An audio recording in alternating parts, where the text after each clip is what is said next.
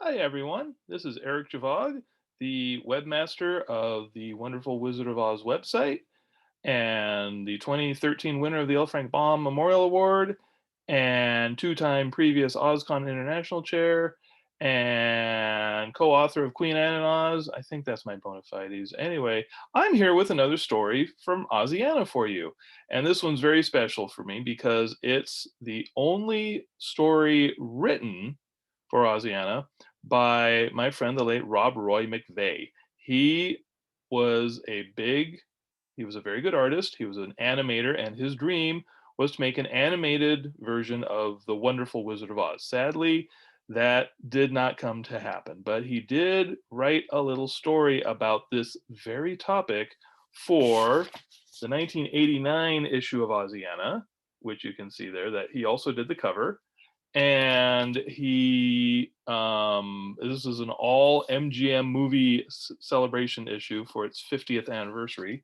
So, under the clever pseudonym of Leroy Fleming, he wrote the story Rated G for Glinda. And that's what I got for you here. So let's go ahead and jump right in.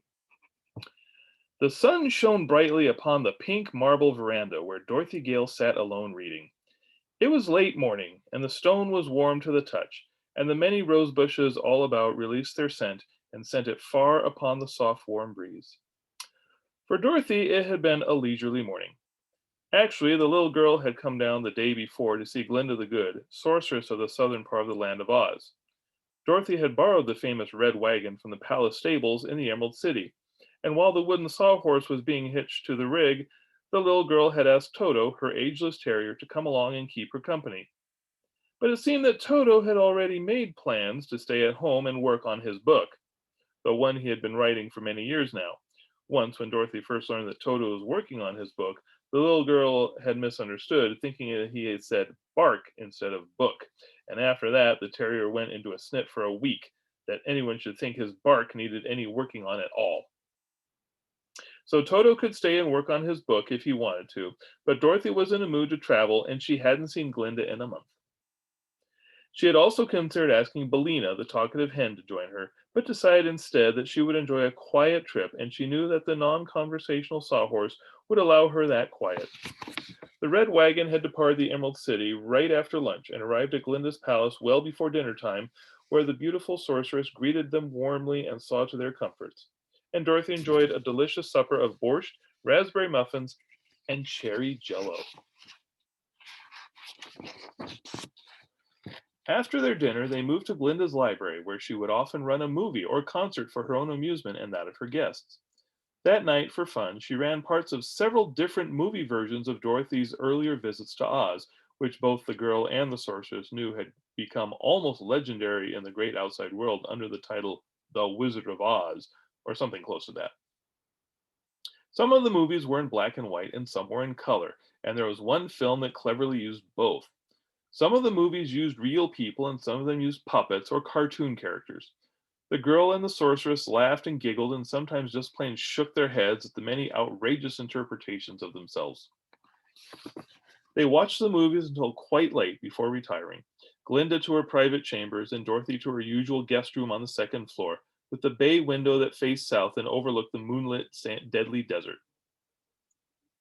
This morning, Dorothy had awakened at 7:30 and been served a most wonderful breakfast, but as yet she had not seen the sorceress, for this was the time of day when Glinda tended to her affairs of state.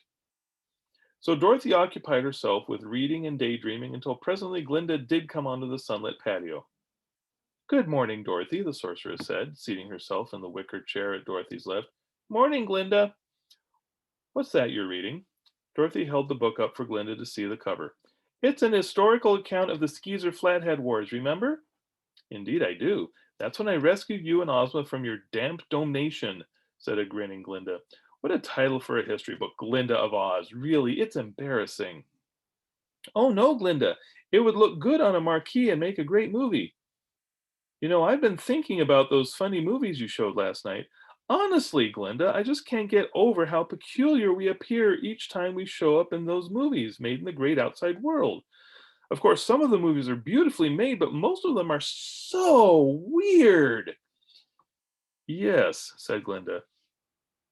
At least you've been spared some humiliation, continued Dorothy, for a few of the Oz movies leave you out. But me, they keep knocking unconscious over and over and over. I'm surprised they haven't killed me yet. Glinda smiled to herself. And also, Glinda, my silver shoes have become such a big deal. That one movie turned them into ruby slippers that were pretty enough, but I'd sure hate to have done all the walking I had to do in those heels. Yes, those ruby slippers still keep surfacing in my book of world events. They've become famous artifacts of motion picture history in America. The outside world has a fascination with those shoes, and those Oz movies and us. It all seems to please them, I suppose, especially the young. Dorothy thought for a few seconds, and then she pondered. I wonder why those Oz movies are always so different from the way things are here really. Movie makers seem almost obsessed with twisting around the facts where we're concerned. The two sat in silent thought for a long moment. All right, I'll tell you, said Glinda rather suddenly. She stood up and walked to the railing and looked across the deadly desert that stretched out to the south as far as the eye could see.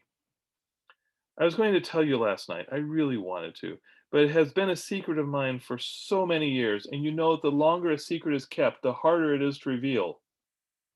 Dorothy seemed bewildered. Secret? Glinda, tell me, what are you talking about? Do you mean those Oz movies? Yes, said Glinda, turning to face Dorothy.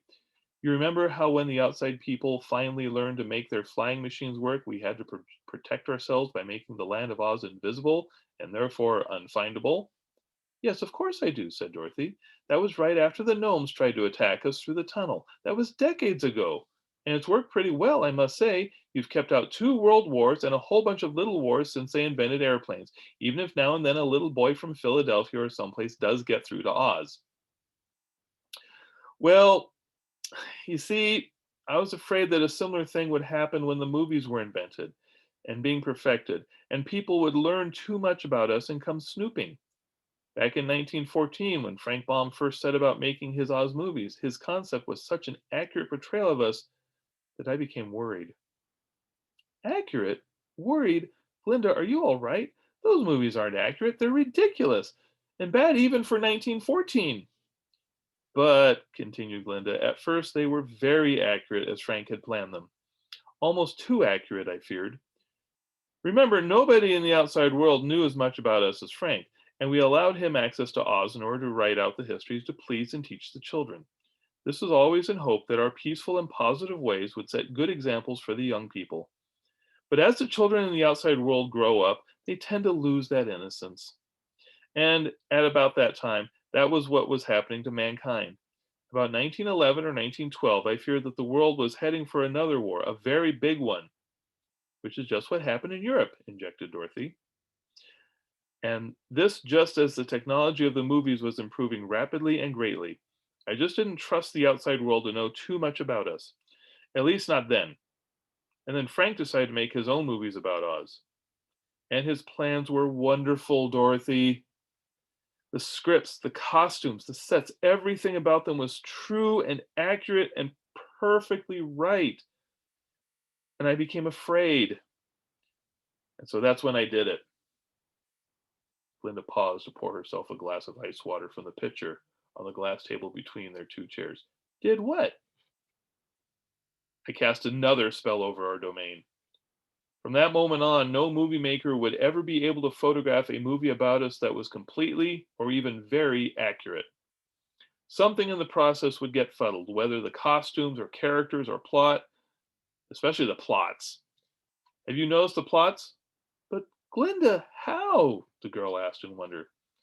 Well, of course it's complicated, but, well, I put a scrambler on the land of Oz and its magical vicinities. Anyone trying to film what goes on here winds up with peculiar results. That's why none of the Oz movies have been true to our way of life here, even though a few of the movies made are very good in their own way. Then that would explain the 1950 to 1925 comedy? Yes, my dear, a perfect example. And the 1933 cartoon. Sometimes the scrambling produces interesting changes. Remember the black one set in New York City and the one with the mad doctor in Kansas? Wow, Glinda, said Dorothy, finishing off her ice water. That explains a lot. Indeed, it does. Dorothy smiled a thoughtful smile at the sorceress, and then the girl's expression grew pensive. I wonder, Glinda. What about, my dear? Well, remember you said that Mr. Baum was allowed to write the Oz stories down because our ways were good examples for the outside children. But you didn't want Oz movies made, is that right? Yes, that's right. You see, Dorothy, the Oz books are read by surprisingly few people, but movies, on the other hand, would call too much attention to our quiet ways. The children who read the Oz books pose no threat, and the adults who are stupid enough to start wars have probably forgotten that Oz ever existed anyway. Seems to me you've got it wrong, Glinda. Seems to me that the ones really needing the good examples of the land of Oz are the adults. Adults? Dorothy, how do you mean? The grown-ups, the ones who wage the wars. They're the ones who keep starting the big wars that make everyone so unhappy. Maybe if you release the spell, undid the Scrambler on Oz, so the really accurate and true movie was made about us, a very big movie, and one that was important so that millions of people all over the world could see how well we get along here by sharing and behaving ourselves. And then maybe they wouldn't have any more wars. With this last, the little girl lay her hand upon the sorcerer's wrist. Glinda stared at Dorothy and then at the desert. A half minute of silence went by. You know, Dorothy, said Glinda softly, you Kansas girls may be full of corn, but it comes out as common sense.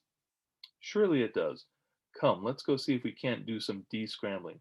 Who do you think could play me? Meryl Streep, maybe? Or Cher? No, or... As they left the veranda, Dorothy felt as if a new adventure had begun again, and she was, after all, quite the expert on adventures. Personally, I wouldn't mind seeing Amy Adams play Glinda, but that's just me.